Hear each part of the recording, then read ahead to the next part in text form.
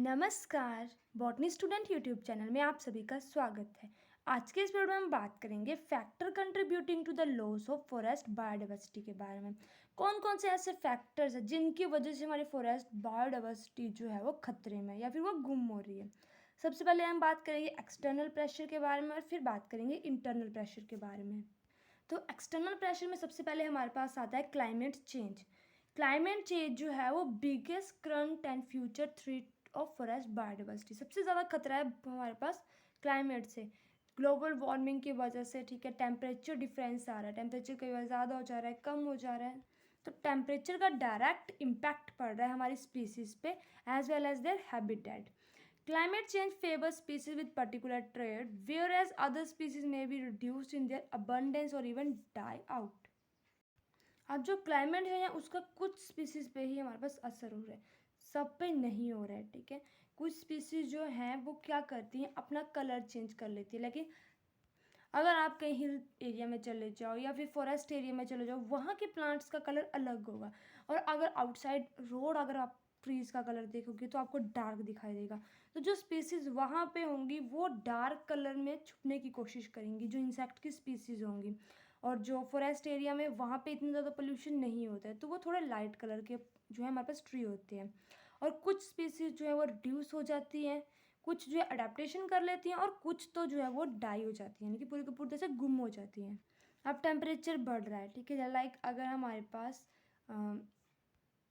Monsoon season, बरसात में अगर जो है रेन के बाद टेम्परेचर बढ़ रहा है, तो उससे क्या होगा, उस मौसम में हमारे पास ह्यूमिडिटी लेवल बहुत ज़्यादा होता है। ह्यूमिडिटी ज़्यादा होगी, टेम्परेचर बढ़ रहा है, और उससे वो किसके लिए जो है अच्छी ग्रोथ होती है, ग्रोथ के लिए अच्छा टेम्परेचर होता है, फंगी के लिए। उस टाइम पे बहुत ज़्यादा फंगस जो है वो प्रोड्यूस होती है। अगर ज़्यादा फंगस प्रोड्यूस होगी तो हमारे पास बहुत सारी स्पीसीज़ को जो है वो इफ़ेक्ट करती है। क्योंकि फंगस के भी हमारे पास अलग अलग तरह के टाइप हैं। कुछ तो फंगस हमारे पास अच्छी होती है, ठीक है, और कुछ जो है वो बहुत ज़्यादा डेंजरस होती है, और इवन कि वो उन स्पीसीज़ को टोटली डिस्ट्रॉय कर देती है। ठीक है,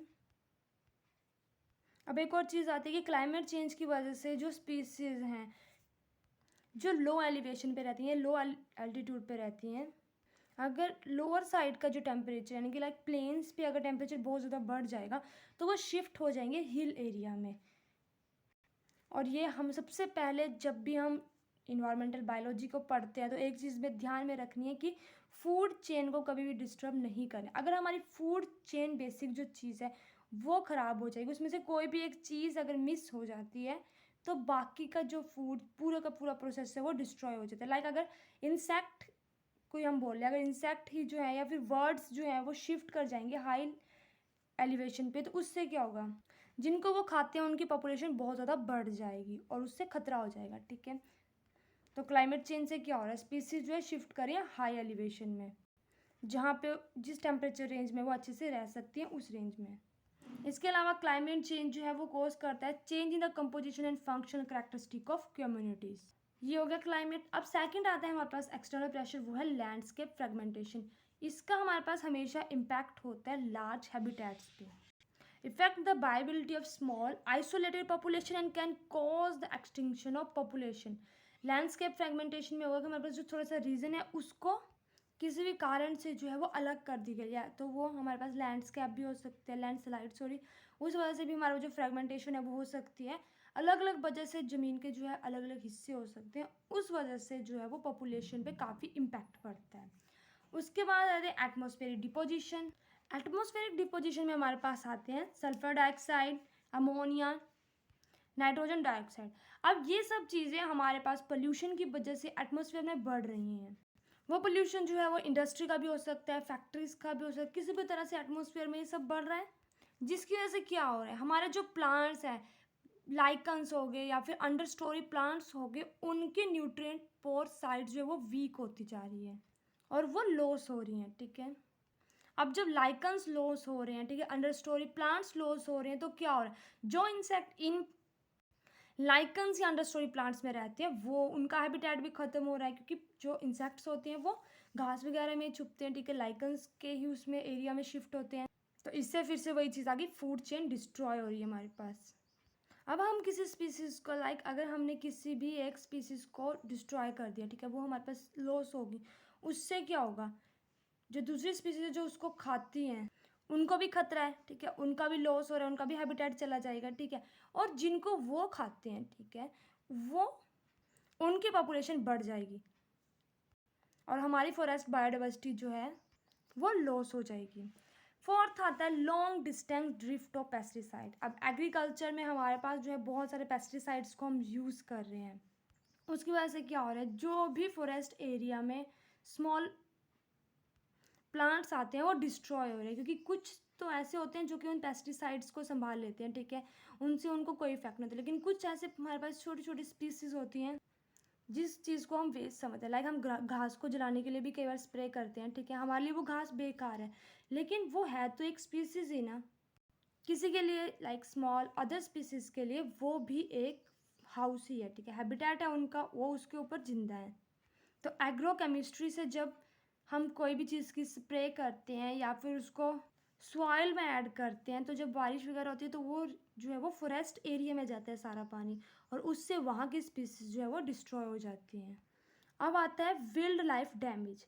अगर हमारे पास कोई भी पॉपुलेशन, लाइक हमारे पास एग्जांपल के लिए यूरोपियन फॉरेस्ट में जो है वो डियर की पॉपुलेशन कुछ भी कारण से जो है वो बढ़ती जा रही है। अब वो डियर क्या खाते हैं, घास खाते हैं, तो वो पूरी पूरी तरह से डैमेज कर रहे हैं फॉरेस्ट को, ठीक है, उन्होंने क्या करना है, लीव्स को डिस्ट्रॉय कर दें, जो स्मॉल स्मॉल प्लांट्स होंगे जिन्होंने थोड़े टाइम बाद काफ़ी बड़ा रूप लेना है, उनकी वो स्टेम्स को खा लेंगे, ठीक है, ब्रॉड लीव्स को खा लेंगे, ठीक है। कुछ नेटिव कॉनिफर ट्री स्पीसीज हैं जो कि बहुत ज़्यादा रेयर हैं, उनको भी वो डिस्ट्रॉय कर देते हैं, कुछ तो उन्होंने खाई, कुछ को वो ऐसे ख़त्म कर देते हैं अपने पाँव से, लाइक मस्ती में, ठीक है। तो इस वजह से हमारे पास जो है कोज होता है loss of rare tree species. अब बात करते हैं सिक्स्थ है बायोलॉजिकल इन्वेंशन। अब ये काफ़ी बड़ा जो है हमारे पास इशू है आजकल के टाइम में, क्योंकि हम लोग जो है वो पहले ट्रैवल करना डिफ़िकल्ट होता था, ठीक है, लोग बहुत बहुत दिन लगा के कहीं भी पहुंचते थे। अभी हमारे पास जो है टेक्नोलॉजी का ज़माना है, हम कुछ ही पल में जो है किसी भी जगह में जो है वो पहुंच सकते हैं। जब हम कहीं जाते हैं वहाँ पे हमें कोई चीज़ अच्छी लगती है, ठीक है, तो हम वहाँ से उस स्पीसीज़ को, लाइक प्लांट को उठा के अपने घर पे ले आते हैं या फिर अपने एरिया में ले आते हैं, किसी भी अपने फील्ड में उसको ग्रो करते हैं। हमें कुछ टाइम के लिए तो वो अच्छा लगेगा, लेकिन उसने क्या करना है, थोड़े टाइम बाद कुछ स्पीसीज ऐसी होती है जो कि बहुत ज़्यादा फैल जाती हैं। आपने अपने आसपास बहुत सारे एग्जाम्पल देखे होंगे, आजकल के टाइम में ये बहुत बहुत कॉमन चीज़ है।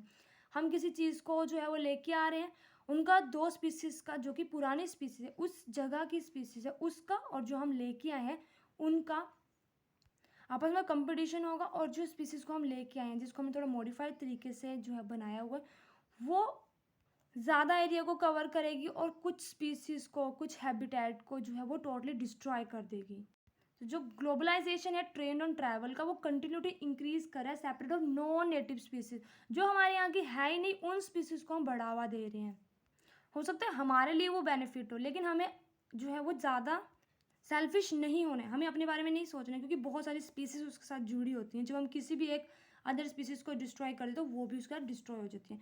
हम लोग क्लास 11th में पढ़ते हैं वाटर हर्निंथस का प्लांट, उसको भी तो ऐसा लाया गया था जिसको टैर ऑफ बंगाल बोलते हैं। तो अब उसने पूरा का पूरा रीजन जो है वो कम्प्लीटली जो है वो फिल कर लिया है, काफ़ी ज़्यादा दिक्कत होती है उससे। उसके बाद कांग्रेस ग्रास आ जाता है, और भी बहुत सारी चीज़ें जिसको हम अब ख़त्म करना चाहते हैं, लेकिन स्टार्टिंग में वो ऐसे ही इंडिया आई थी। अब बात करते हैं इंटरनल प्रेशर के बारे में। तो इंटरनल प्रेशर में हमारे पास आ जाता है कि जो फॉरेस्ट मैनेजमेंट प्रैक्टिस है उसमें क्या आता है, फॉरेस्ट का स्ट्रक्चर आता है और बायोडाइवर्सिटी रहती है। अलग अलग तरह की होती है हमारे पास, जैसे size of canopy, amount of dead would left in the forest, ठीक है, ट्री स्पीसीज की selection, mixture, rotation length and number of old habitat, tree left, landscape pattern. अलग अलग जगह पे आप फॉरेस्ट में ही जाओगे ना, तो आपको अलग अलग तरह का जो है वो लैंडस्केप देखने को मिलेगा। कहीं थोड़े से ऊंचाई होगी, कहीं पूरा प्लेन होगा, ठीक है। तो हम ये नहीं बोल सकते यहाँ पे कि पूरा का पूरा जो हमारा फॉरेस्ट, क्योंकि फॉरेस्ट कोई छोटी चीज़ थोड़ी ना है, एक फील्ड के बराबर तो है नहीं, वो काफ़ी ज़्यादा एरिया होता है। हम ये नहीं बोल सकते कि हाँ पूरे के पूरे फॉरेस्ट को डिस्ट्रॉय करने में इसी चीज़ का हाथ है।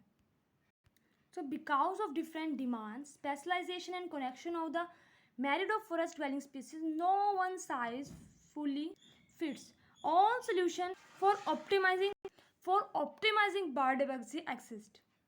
लेकिन हम उसके लैंडस्केप से जो है वो हाई डाइवर्सिटी ऑफ स्पीसीज का पता लगा सकते हैं कि वहाँ पे किस तरह की स्पीसीज हैं। तो इंटरनल प्रेशर में सबसे पहले आता है loss of old growth forest, जिसमें हमारे पास और जो ग्रोथ फॉरेस्ट यानी कि पुराने पुराने जो फॉरेस्ट हैं वो डिस्ट्रॉय होते जा रहे हैं। इनका सबसे बड़ा कारण है कि जो पुराने पेड़ होते हैं ना, बड़े पेड़, उनके अंदर काफ़ी ज़्यादा हमारे पास मिनरल्स होते हैं। लाइक उनमें टैनिन ज़्यादा होगा, रेजिन ज़्यादा होगा, उनकी वुड काफ़ी ज़्यादा अच्छी होती है एज़ कम्पेयर टू मैच्योर। तो उनको जो है इकोनॉमी के लिए यूज़ किया जाता है, और उन स्पीसीज़ की जगह नई नई स्पीसीज़ को ला के जो इंट्रोड्यूस किया जा रहा है, ऐसा कुछ कंट्रीज़ में हो रहा है, कुछ में नहीं हो रहा। ठीक है, तो ये काफ़ी बड़ा एक इशू है, loss of old growth forest. उसके बाद है loss of ancient forest. Ancient forest जो है वो क्यों गुम हो रहे हैं? That are characterised by long term forest continuity with associated species that need this long forest continuity to colonise the area. अलग अलग वजह से हम जो है एंशियंट फॉरेस्ट को, लाइक हमारे पास जो है वो माइंस मिलती हैं, मिनरल्स मिलते हैं, माइनिंग की जाती है, तो उस वजह से जो है वो लॉस हो रहे हैं।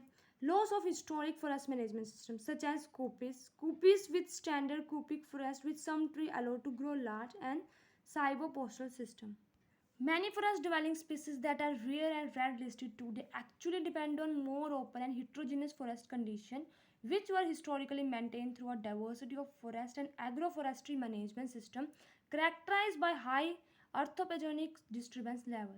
हमारे पास क्या हो रहा है? हिस्टोरिकल फॉरेस्ट मैनेजमेंट सिस्टम की जो है वो लॉस होता जा रहा है। जो पुराने तरह से वो मैनेज करते थे अपने फॉरेस्ट को, वो गुम होते जा रहे हैं। पहले टाइम में क्या होते थे, जो ट्राइबल्स होते थे वो काफ़ी ज़्यादा फोकस करते थे, ट्राइबल्स तो अब भी थोड़ा फोकस करें, हम लोग थोड़ा इससे पीछे हट चुके हैं। पेड़ों को जो है देवी देवताओं के साथ जो है वो कंक्लूड किया जाता था कि ये इस मतलब इनका ओरिजिन इस देवी का, इस देवता का है, तो हम उनकी वर्कशिप करते थे, पूजा करते थे। पूजा तो हम अब भी करते हैं, लेकिन सिर्फ जो हमने घर के पास कोई पेड़ लगाया हो या जो मंदिर के पास है उसकी। जो फॉरेस्ट में है उनको वो बिल्कुल भी कट नहीं किया करते थे। लेकिन अब जो है वो हिस्टोरिकल फॉरेस्ट मैनेजमेंट सिस्टम पूरी तरह से चेंज हो चुका है। उस वजह से क्या हो रहा है, रेयर और रेड लिस्टेड जो स्पीसीज है हमारे पास, वो पूरी की पूरी तरह से जो है डिस्ट्रॉय होती जा रही हैं। ओपन फॉरेस्ट की जगह पे जो है लैंड आ रही है हमारे पास एग्रीकल्चर में, थोड़ी थोड़ी लैंड जो है सिमटती जा रही है, और बहुत ज़्यादा कम जो है हमने फॉरेस्ट एरिया को छोड़ा है। उसके बाद है replacement of native forest by homogeneous conifer plantation forest. ये हमने पहले भी बात कर चुके हैं कि क्या, और हम जो है दूसरी स्पीसीज़ को जो है ला के, नो नेटिव स्पीसीज़ को ला के अपने फॉरेस्ट में जो है वो उनका ट्रांसप्लांट कर रहे हैं, प्लांटेशन कर रहे हैं उनकी, जिस वजह से जो स्पीसीज़ हैं हमारे पास नेचुरल हैबिटेट में है वो डिस्ट्रॉय होती जा रही हैं, और कुछ तो रेयर होती है। जो चीज़ हमारे पास है हम उसकी कदर ना करके जो चीज़ हमारे पास नहीं है उनको ग्रो करने में लगे हैं। वो रीज़न कुछ भी हो सकता है, चाहे हम उसे अपनी इकोनॉमी के लिए करें, ब्यूटिफिकेशन के लिए करें, कुछ भी। ठीक है, उसके बाद आता है इंक्रीज वुड रिमूवल। अब ये हमारे पास बायो एनर्जी प्रोडक्शन के साथ जो है जुड़ा हुआ है। बायो एनर्जी का भी टॉपिक है जो हम नेक्स्ट वीडियो में पढ़ेंगे। जो बायोमास एक्सट्रैक्शन है, जिसमें हमारे पास रिमूवल होता है रेजिड्यू का, या पूरे के पूरे ट्री को हम यूज़ करते हैं बायो एनर्जी के लिए, यानी कि घर में चूल्हा जलाने के लिए, और भी बहुत सारी चीज़ें जो है बनाई जाती हैं लकड़ी से। अब यहाँ पे एक और चीज़ है कि हम बोलते हैं कि ये जो है खुद पेड़ गिरा है, इसकी लकड़ी को हम यूज़ कर रहे हैं। कुछ स्पीसीज ऐसी होती हैं जो कि डेड ट्री में ही रहती हैं, सबसे ज़्यादा फंगस, कुछ इंसेक्ट हो गए हमारे पास जो अपना घर बनाते हैं, वो जिंदा पेड़ों में यानी कि लिविंग होते हैं जो उस टाइम पे प्लांट्स, उनमें नहीं अपना घर बनाते। जब वो डिस्ट्रॉय हो जाते हैं, लकड़ी गिरी होती है कोई, तो उसमें ही बहुत सारी स्पीसीज होंगी जो अपना घर बनाती हैं। हम उन प्लांट्स को ले आएंगे, हम लिविंग को ले आएंगे, दोनों से जो है वो क्या हो रहा है, डिस्ट्रॉय हो रही है स्पीसीज, चाहे वो हमारे पास इंसेक्ट की हो या फंगस की हो या फिर बैक्टीरिया हो। ये हो गया हमारे पास इंटरनल प्रेशर। अब एक और चीज़ है जो है ह्यूमन बीइंग की वजह से किस तरह से डैमेज हो रहा है फॉरेस्ट। सबसे पहले एग्रीकल्चर, ठीक है, सबको पता है, पेड़ों को काट के वहाँ पे एग्रीकल्चर किया जा रहा है। माइनिंग के लिए डिफोरेस्टेशन की जा रही है, डिग किए जा रही है माइनिंग के लिए, एक्सट्रैक्शन ऑफ ऑयल, पेड़ों को काट कर उनमें से ऑयल निकाला जा रहा है। उसके बाद है कंस्ट्रक्शन ऑफ डैम जब बनते हैं हमारे पास तो काफ़ी ज़्यादा डैम जो है वो, ऐसे तो डैम एनर्जी देते हैं, लेकिन जब कहीं पे डैम बनता है ना, वहाँ की पूरी पॉपुलेशन को जो है वो बहुत कुछ झेलना पड़ता है। पूरे के पूरे विलेज वहाँ से उठा के कहीं और शिफ्ट किए जाते हैं, तो ये काफ़ी ज़्यादा दुख वाला टाइम होता है उस विलेज के लिए। लेकिन हमें तो फ़ायदा भी होता है डैम से और कुछ नुकसान भी। ठीक है, तो उससे भी बहुत ज़्यादा ट्रीज़ की स्पीसीज़, हो सकता है वो उसी रीजन में कोई स्पीसीज़ ऐसी हो जो ग्रो करती हो, फिर वो एक्सटिंक्ट हो जाती है वहाँ से। एक्सट्रैक्शन ऑफ टिम्बर, लकड़ी के लिए, एक्सपेंशन एंड इंफ्रास्ट्रक्चर के लिए हम जो डिफोरेस्टेशन करते हैं, पेड़ों की कटाई कर रहे हैं अपने घर बनाने के लिए। Forest are destroy to building बनाने के लिए हम जो है फॉरेस्ट को काटे जा रहे हैं और उस जगह पे घर बना रहे हैं। अदर कॉज में हमारे पास आता है क्लाइमेट चेंज, बारिश नहीं हो रही है, ठीक है, जिस वजह से क्या हो रहा है, फिर बारिश हो रही है तो बहुत ज़्यादा हो रही है, सब चीज़ों को बहाते हुए लेके चली जा रही है। जब बारिश नहीं हो रही है तो टेम्परेचर बढ़ रहा है, कुछ स्पीसीज हैं जो उस टेम्परेचर को टॉलरेट कर जाती हैं और कुछ जो टॉलरेट नहीं कर पाती हैं, तो ठीक है। उसके बाद आता है फॉरेस्ट फायर्स, जंगल में लोग आग लगा देते हैं, उससे भी काफ़ी नुकसान है, और ग्लोबल वार्मिंग तो है ही है, ठीक है। तो आप सबसे मेरी रिक्वेस्ट है कि जितना भी हो सके, लाइक अपने बर्थडे पे, एनिवर्सरी पे, और भी जो भी फंक्शंस हैं उन सब पे खुद भी पेड़ लगाइए और सबको मोटिवेट कीजिए कि हमें जो है प्लांट लगाने चाहिए, क्योंकि प्लांट को अगर आप फ्रूट का प्लांट लगाओगे ना तो उससे क्या होगा, आपको फ्रूट मिल जाएंगे, ठीक है, जब वो बड़ा हो जाएगा। उसके अलावा बहुत सारी स्पेसीज हैं, लाइक स्पैरो उन पे आके रहेंगे, इंसेक्ट्स रहेंगे, फंगस भी थोड़ी सी जो उनका डेड और डिकेइंग लीव्स है उनके ऊपर रह सकती है। तो आप सिर्फ एक प्लांट लगा के आप एक स्पीसीज को नहीं, बहुत सारी स्पीसीज को बचाते हैं, ठीक है। ये थी हमारी आज की वीडियो, इसी के साथ हमारी वीडियो कंप्लीट होती है। आई होप आपको मेरी वीडियो अच्छी लगी हो। अगर आपको मेरी वीडियो अच्छी लगी तो प्लीज़ मेरी वीडियो को लाइक करें, चैनल को सब्सक्राइब करें। Thank you.